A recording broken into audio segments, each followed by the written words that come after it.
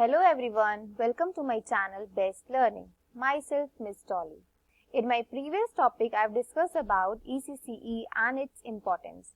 So today I am going to discuss about ECCE environment and what essential learning and play material should be included, both indoor and outdoor. Before starting with, I would like you to subscribe to my YouTube channel and press the bell icon. So let's begin. Early learning environment. For an effective early childhood care and education program, it is important to make sure the environment which caters to many learning styles of young children. हमारा ECC environment ऐसा होना चाहिए जहाँ पे बच्चे हर तरीके से कुछ ना कुछ सीख पाएं. Children between the ages of 2 to 6 years acquire knowledge in ways that are considerably different from the way the older children learn. आप लोगों ने ये देखा ही होगा कि बड़े बच्चों का सीखने का तरीका अलग होता है और जो बच्चे 2 to 6 इयर्स की एज के होते हैं उनके सीखने का तरीका बहुत डिफरेंट होता है. They acquire knowledge by exploring and experimenting with real objects. We can say that they learn by hands-on experience. छोटे बच्चे कुछ भी हमने बोला और उन्होंने सीख लिया ऐसा नहीं होता. वो तब तक नहीं सीखते जब तक कि वो चीज़ों को एक्सपेरिमेंट खुद से ना करें. Indoor and outdoor areas must provide opportunities for children to explore, discover and learn in safe environment. हमारा इंडोर एंड आउटडोर एनवायरनमेंट दोनों ऐसा होना चाहिए जहाँ पे बच्चे कुछ एक्सप्लोर कर पाएं और अपना कुछ सीख कर कुछ नया बना पाएं और एक सेफ एनवायरनमेंट में कुछ लर्न कर सकें. अब हम बात करते हैं इंडोर एनवायरनमेंट की. इंडोर एनवायरनमेंट हमारा ऐसा होना चाहिए जो कि बच्चों के इंटरेस्ट और डेवलपमेंटल नीड्स को ध्यान में रखकर बनाया जाए. A large environment space, indoor space should be divided into learning activity corner with an appropriate arrangement of shelves and furniture. हमारा इंडोर एनवायरनमेंट स्पेस बड़ा होना चाहिए जिसको कि हमें 4 कॉर्नर्स को एक एक्टिविटी कॉर्नर्स में डिवाइड कर दें और उसकी शेल्फ्स और फर्नीचर का अरेंजमेंट बच्चों के अकॉर्डिंग ही होना चाहिए. अब हम इंडोर एनवायरनमेंट में बात करेंगे अपने क्लासरूम अरेंजमेंट की. हमारा क्लासरूम अरेंजमेंट फ्लेक्सिबल होना चाहिए जिसको हम टाइम टू टाइम अपने लेसन प्लान और एक्टिविटीज के अकॉर्डिंग शिफ्ट कर सके, चेंज कर सके. जैसे कि लार्ज ग्रुप अगर हमें कोई एक्टिविटी करनी है जैसे कि सिंगिंग करनी है, स्टोरी टेलिंग करनी है तो हम वो लार्ज ग्रुप में कर सकें और कुछ हमें आर्ट एंड क्राफ्ट से रिलेटेड या कुछ इंडिविजुअल प्ले से रिलेटेड एक्टिविटी करनी तो हम वो एक स्मॉलर ग्रुप में भी कर सकें. और it should also have learning and activity corner such as creative corner, book corner, game corner so that children can play according to their interest and choice. जैसे कि मैंने पहले भी बताया कि हमारे इंडोर एनवायरनमेंट जो क्लासरूम होता है उसको उसके कॉर्नर्स को हमें एक्टिविटी कॉर्नर्स में डिवाइड कर देना चाहिए. जैसे कि क्रिएटिव कॉर्नर जहाँ पे बच्चे कुछ क्रिएट कर सके और कुछ सीख सके, कुछ बना सके. एक बुक कॉर्नर होना चाहिए जहाँ पे बच्चों से रिलेटेड पिक्चर्स, बुक्स वगैरह होनी चाहिए. और गेम कॉर्नर होना चाहिए, ड्रामेटिक कॉर्नर होना चाहिए जहाँ पे बच्चे अपनी इंटरेस्ट और चॉइस के अकॉर्डिंग कुछ भी खेल या बना सकें. अब हम बात करते हैं लार्ज ग्रुप एक्टिविटी. जो क्लासरूम में हमारी लार्ज ग्रुप एक्टिविटी होती है उसमें हम बात करते हैं सर्कल टाइम की. सर्कल टाइम हमारा एक मॉर्निंग टाइम होता है जहाँ पे बच्चों को हम इकट्ठा बिठाकर एक सर्कल में बिठाकर ECC टीचर कुछ डिस्कस करती है. आप ये डायग्राम में देख सकते हैं कि बच्चों के बीच में कुछ कुछ गैप मेंटेन है. ये गैप इसलिए रखना जरूरी होता है कि इन केस कोई बच्चा लेट आता है तो वो बिना किसी डिस्टर्बेंस के बीच में आकर बैठ सके और एक्टिविटी में पार्टिसिपेट कर सके. और इस टाइम पे बच्चों के साथ ECCE टीचर भी बैठी होती है. And circle time may be use for engaging children in a discussion. जैसे कि हमें कुछ डिस्कशन करनी है बच्चों के साथ, जैसे कि हमें कोई बुक रीड करवानी है या बच्चों को कुछ राइम सिखानी है तो हम बच्चों को सर्कल टाइम में बिठाते हैं. सर्कल टाइम का एक ये फायदा है कि यहाँ पे बच्चे और टीचर एक दूसरे को फेस टू फेस क्लियरली देख पाते हैं. अब हम बात करते हैं स्मॉल ग्रुप एक्टिविटी.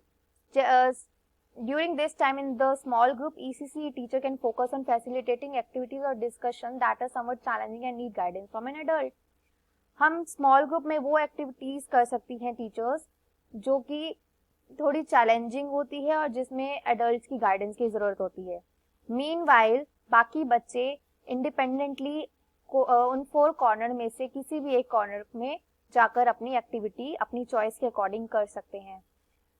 यहाँ पर बच्चों की चॉइस बहुत ज़रूरी है क्योंकि ये मोटिवेट करती है बच्चों को लर्निंग प्रोसेस में.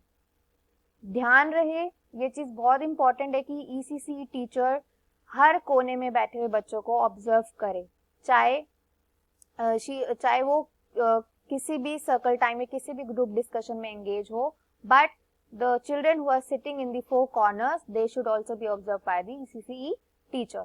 Now you can see in my this picture, this is a classroom. Here the teacher is sitting in a circle and doing small group discussion.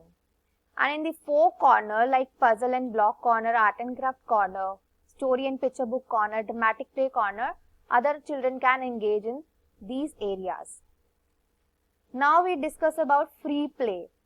ये बहुत important है बच्चों को अपॉर्चुनिटी देना कि वो फ्री प्ले में पार्टिसिपेट करें. इस एक्टिविटी के अकॉर्डिंग, इस फ्री प्ले के अकॉर्डिंग वो अपनी एक्टिविटीज में एक लॉन्ग पीरियड के लिए एंगेज रहते हैं, जहां पर टीचर की सुपरविजन की जरूरत कम होती है. Such opportunities help children to develop skill that is needed for problem solving and also increases their attention span.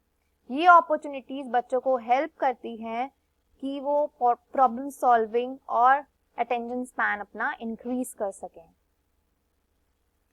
Now we discuss about learning and activity corners.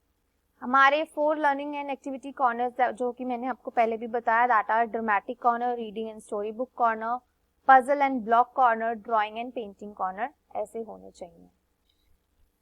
Reading and story book corner.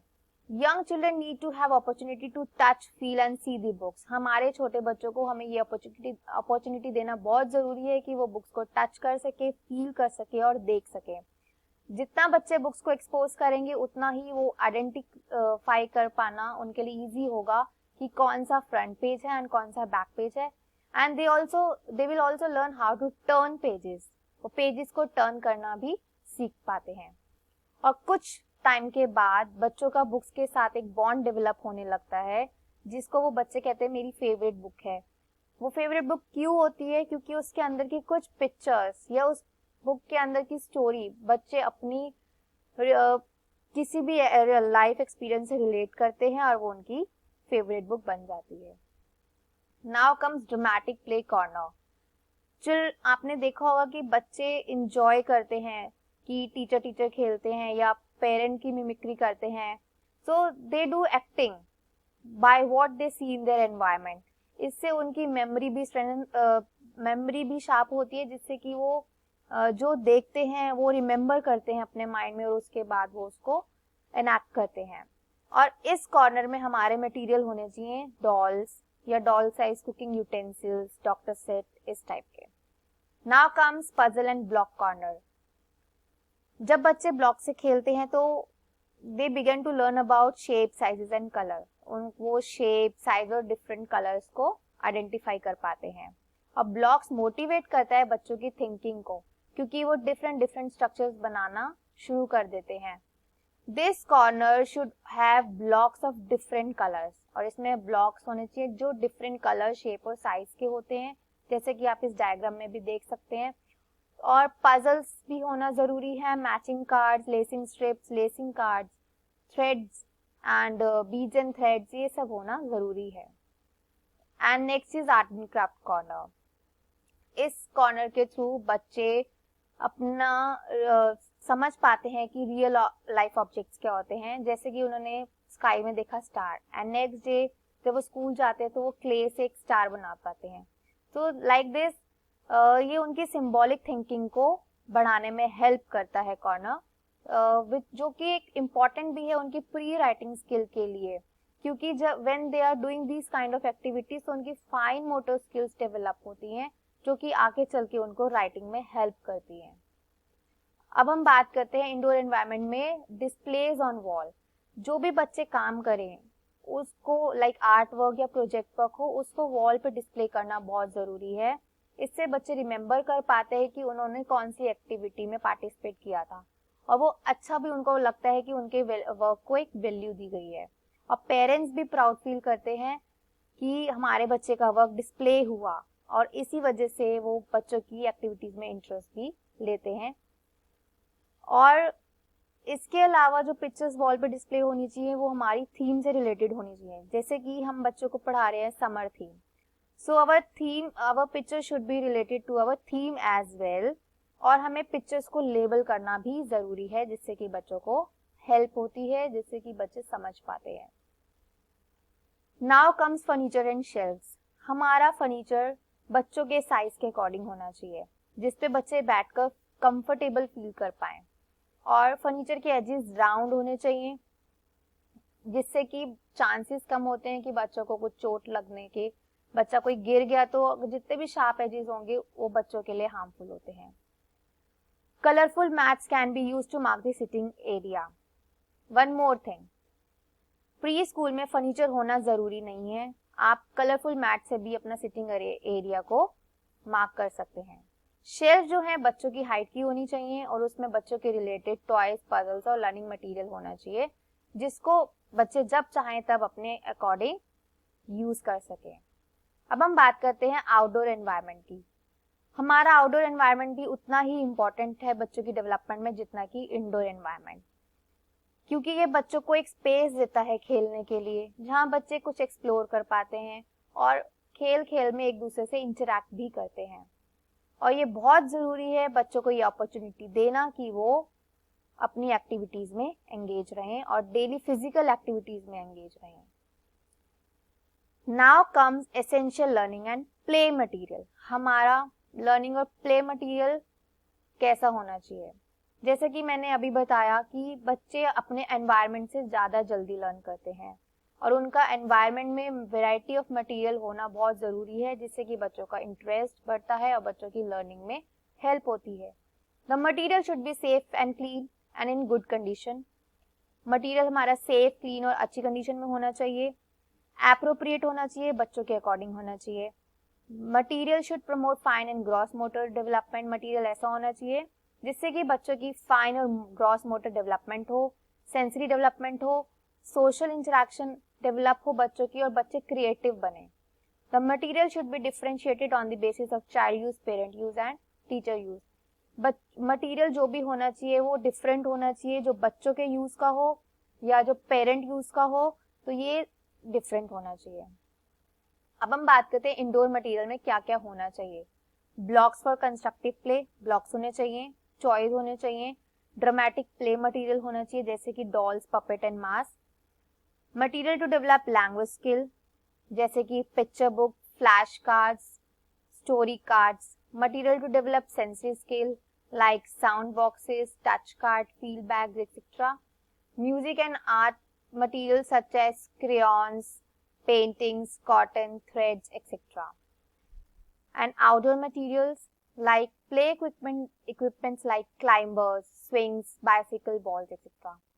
And also sand and water play arrangement should be there like sand pit, mugs, spoons, etc. Thank you for watching my video. And if you've liked my video, please press the like icon and don't forget to subscribe to my YouTube channel. Thank you.